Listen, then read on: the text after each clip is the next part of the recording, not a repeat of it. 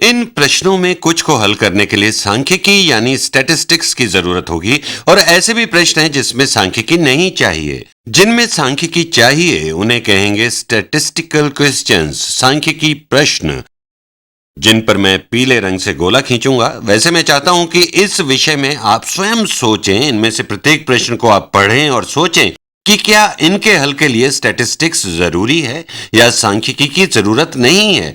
क्या ये सांख्यिकी के प्रश्न हैं या नहीं। मेरा मानना है अभी आपके लिए ये बताना कठिन है। चलिए हम और आप दोनों मिलकर देखते हैं।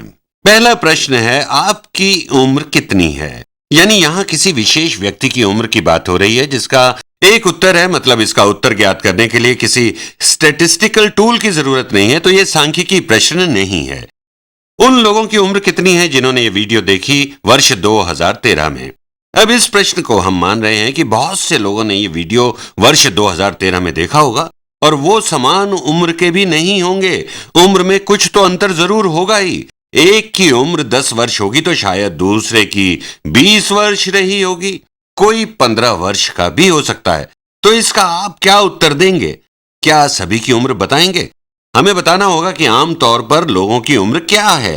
तो ऐसी जगह प्रयोग में आती है सांख्यिकी यानी स्टैटिस्टिक्स। तो यहां पर देखनी होगी सेंट्रल टेंडेंसी, औसत या फिर मीडियन, माध्यक उम्र या आयु का। ये एक स्टैटिस्टिकल प्रश्न है और यहां आप एक पैटर्न देख रहे हैं। पहले प्रश्न में हमने बात की है एक व्यक्ति विशेष की। इस प्रश्न का एक ही उत्तर है जिसमें बदलाव की कोई संभावना नहीं है। लेकिन दूसरे प्रश्न में लोगों के समूह की उम्र पूछी गई है और उसमें भिन्नता हो सकती है क्योंकि उन सब की उम्र समान नहीं है। इसलिए यहां आवश्यकता है सांख्यिकी यानी स्टैटिस्टिक्स की। परिणाम जानने के लिए हमें चाहिए होंगे आंकड़े यानी डेटा। हम कह सकते हैं कि औसतन वर्ष 2013 में इस वीडियो को देखने वालों की उम्र 18 वर्ष थी या 22 वर्ष थी, या माध्यक या मीडियन है 24 वर्ष। परिणाम कुछ भी हो सकता है।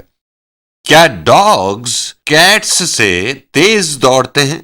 यहां भी बहुत से डॉग्स हैं, बहुत सी कैट्स हैं और सबकी दौड़ने की रफ्तार अलग है। कुछ डॉग्स कुछ कैट्स से तेज दौड़ते हैं, कुछ कैट्स कुछ डॉग्स के मुकाबले तेज दौड़ती हैं। तो इसके निष्कर्ष तक पहुंचने के लिए भी स्टैटिस्टिक्स का सहारा लेना पड़ेगा कि औसतन ऑन एवरेज डॉग्स कैट्स से कितना तेज दौड़ते हैं या ऑन एवरेज कैट्स डॉग्स से कितना तेज दौड़ती हैं। फिर उन औसत या एवरेजेस की तुलना की जा सकती है या मीडियन की तुलना कर सकते हैं। तो निश्चित रूप से यह भी एक स्टैटिस्टिकल प्रश्न है क्योंकि यहां भी हमने बात की डॉग्स की एक संख्या की या एक समूह की और इसी तरह कैट्स की भी। और वेरिएशन या परिवर्तन हो सकता है डॉग्स या कैट्स की रफ्तार या स्पीड में। यदि बात करते किसी एक विशेष डॉग की या विशेष कैट की तो फिर उत्तर एक ही होता। क्या डॉग ए तेज भागता है कैट बी से? निश्चित तौर से ये एक स्टैटिस्टिकल प्रश्न नहीं है। इसके हल के लिए किसी सांख्यिकी साधन या स्टैटिस्टिकल टूल की जरूरत नहीं है। अब ये अगला प्रश्न इससे पहले वाले पैटर्न के आधार पर है। क्या वुल्व्स का वजन डॉग से अधिक होता है? आप जानते हैं कुछ डॉग्स का वजन कम होता है, कुछ वुल्व्स का भार अधिक होता है। तो ऐसे वुल्व्स निश्चित तौर पर ऐसे डॉग्स से भारी होंगे, लेकिन कुछ डॉग्स का वजन बहुत ही ज्यादा होता है क्योंकि यहां भी वुल्व्स और डॉग्स के वजन में भिन्नता है, वेरिएशन है। तो हमें सेंट्रल टेंडेंसी या एवरेज निकालना होगा कि औसतन मीडियन वुल्फ का वेट कितना है, इनका औसत वजन क्या है, फिर उसकी तुलना करेंगे डॉग्स के औसत वजन से। तो क्योंकि हम किसी विशेष नहीं बल्कि आमतौर पर वुल्व्स की बात कर रहे हैं और डॉग्स की बात कर रहे हैं और आंकड़ों में डेटा में वेरिएशन है, तो इस डेटा से हम एक ऐसी संख्या प्राप्त करेंगे जिसका इस्तेमाल तुलना के लिए किया जाएगा। तो यह भी एक सांख्यिकी प्रश्न है। क्या आपके डॉग का वजन मेरे वुल्फ से अधिक है? यहां देखिए हम बात कर रहे हैं किसी एक विशेष वुल्फ की। हम तुलना कर रहे हैं किसी विशेष डॉग की किसी विशेष वुल्फ से। हम इन दोनों का वजन तोलकर एक निश्चित उत्तर प्राप्त कर सकते हैं। कम से कम जब हम तोलेंगे उस समय डॉग के वजन में और वुल्फ के वजन में परिवर्तन होने की संभावना नहीं है। तो ये भी स्टैटिस्टिकल प्रश्न नहीं है। मैं यहां इसको क्रॉस कर देता हूं। क्या सीटल में ज्यादा बारिश होती है सिंगापुर से? यहां भी वेरिएशन है और हम यह भी जानना चाहते हैं कि क्या सीटल में ज्यादा बारिश हुई है या होती है किसी विशेष वर्ष या एक दशक डिकेड में। प्रश्न किसी भी तरह से पूछा गया हो, कुछ वर्षों में शायद सीटल में अधिक वर्षा हो सकती है तो किसी दूसरे साल में सिंगापुर में अधिक बारिश हो सकती है। सीटल में ही हम देखें तो अलग अलग वर्ष में अलग अलग मात्रा में बारिश हुई है, इसी तरह सिंगापुर में भी हुआ। तो तुलना कैसे करेंगे? ऐसी स्थिति में स्टैटिस्टिक्स या सांख्यिकी उपयोगी होती है। यहां आंकड़ों में भिन्नता है, हमें देखना होगा डेटा सीटल का उसकी एवरेज ज्ञात करनी होगी, सेंट्रल टेंडेंसी यानी केंद्रीय प्रवृत्ति निकालनी होगी, तुलना करनी होगी औसत से या माध्य निकालना होगा। तो ये भी सांख्यिकी का प्रश्न है। Statistical question. बारिश में क्या अंतर था सीएटल और सिंगापुर में वर्ष 2013 में? ये दो संख्याएं हमें मालूम है, इन्हें मापा जा सकता है। दोनों जगह सिंगापुर की बारिश को नापा जा सकता है, सीएटल की बारिश भी माप सकते हैं। मान लें ऐसा हो चुका है और इसे मापा जा सकता है तो इनका अंतर भी ज्ञात कर सकते हैं। मतलब यहां स्टैटिस्टिक्स की जरूरत नहीं है, दोनों को मापकर अंतर निकाल सकते हैं। तो ये भी स्टैटिस्टिकल प्रश्न नहीं है।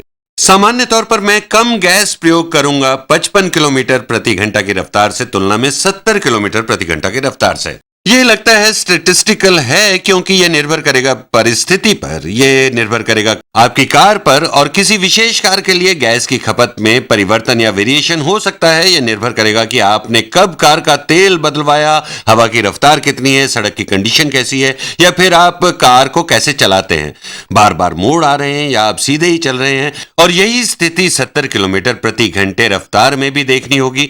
तो वेरिएशन हो सकता है गैस की खपत में जब कार 55 किलोमीटर प्रति घंटा की रफ्तार से चले या फिर 70 किलोमीटर प्रति घंटे की रफ्तार से चले। तो आप पूछ सकते हैं कि 55 किलोमीटर प्रति घंटा की रफ्तार से गैस खर्च का औसत या माध्य कितना होगा तुलना में 70 किलोमीटर प्रति घंटा की रफ्तार से। और इसी वेरिएबिलिटी के कारण यह भी एक सांख्यिकी प्रश्न है। क्या इंग्लिश के प्रोफेसरों की तनख्वाह मैथ्स के प्रोफेसरों से कम होती है? देखिए, सभी इंग्लिश के प्रोफेसरों की तनख्वाह समान नहीं होती और सभी मैथ्स के प्रोफेसर्स की तनख्वाह भी बराबर नहीं होती। कुछ अंग्रेजी प्रोफेसर्स की तनख्वाह अधिक हो सकती है, कुछ की कम। ऐसा ही मैथ्स के प्रोफेसर्स के लिए भी है। तो इसके लिए भी हमें माध्य ज्ञात करना होगा जो व्यक्त करेगा केंद्रीय प्रवृत्ति या सेंट्रल टेंडेंसी इनमें से प्रत्येक के लिए। तो ये भी एक स्टैटिस्टिकल क्वेश्चन है, ये एक सांख्यिकी प्रश्न है। क्या सभी अच्छी तनख्वाह पाने वाले हार्वर्ड के प्रोफेसर्स को ज्यादा रुपए मिलते हैं तुलना में एमआईटी के प्रोफेसर से? यहां हम दो विशेष लोगों की बात कर रहे हैं। हम इनकी डिटेल्स देखकर पता लगा सकते हैं कि प्रत्येक को कितने रुपए मिलते हैं। ये हम किसी विशेष वर्ष के लिए भी पता लगा सकते हैं।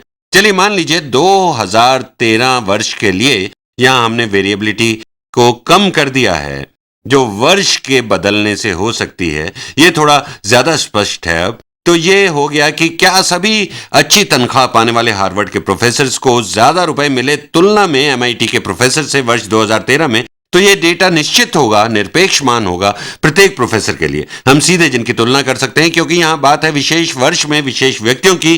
तो ये भी स्टैटिस्टिकल यानी सांख्यिकी प्रश्न नहीं है।